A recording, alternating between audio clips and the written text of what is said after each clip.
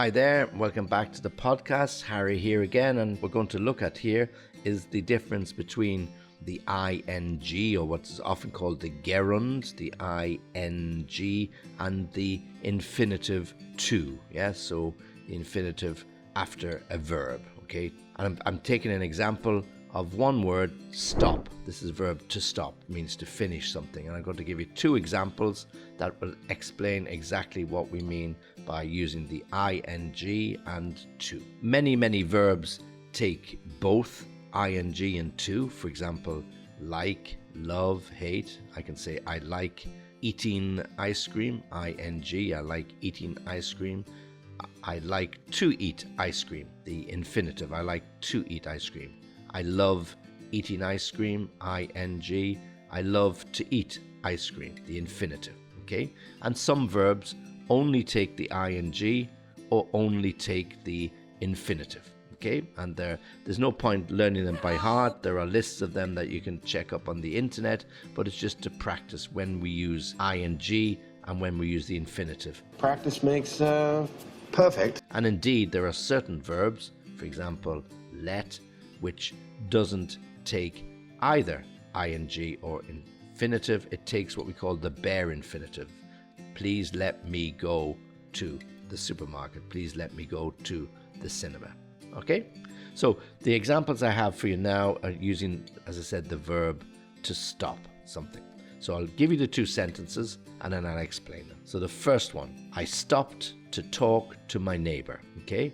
I stopped to talk to my neighbor.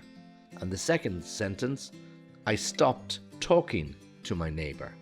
I stopped talking, ing, I stopped talking to my neighbor. Okay, some people might think they have the same meaning, but in fact, they don't. Okay, I gave you the example of I like to eat ice cream, I like eating ice cream. Here we're using ing and the infinitive, and the meaning is exactly the same, no difference. With my examples, I stopped to talk to my neighbor, I stopped talking to my neighbor, ing and infinitive, but totally different meanings, and you have to be really careful. Okay, so let's take the first one.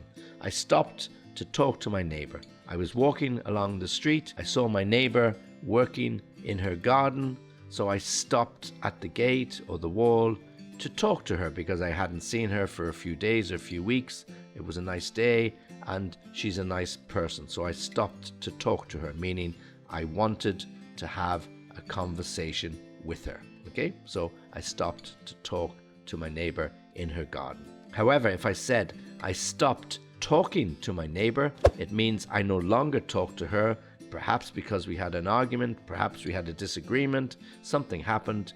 We used to have a good relationship, but now I stopped talking to her for whatever the reason is. Okay, so you can see there, very specific difference between stopped to talk and stopped talking to.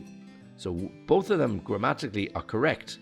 The ing, I stopped talking to, and the infinitive, I stopped to talk, but they have very different meanings. Let me give you another example. I was walking along the street and I stopped to light a cigarette. I was walking along the street and I stopped smoking. Okay, so when I stopped to light the cigarette means I stopped when I was in the middle of my walk and I lit another cigarette and enjoyed it before I got on the bus or the train or into the office. Okay, but when I say I stopped smoking, it means I finished. I either had a cigarette and I put it out, or I just stopped. Okay, so again with the ing and the infinitive, it gives you a different meaning.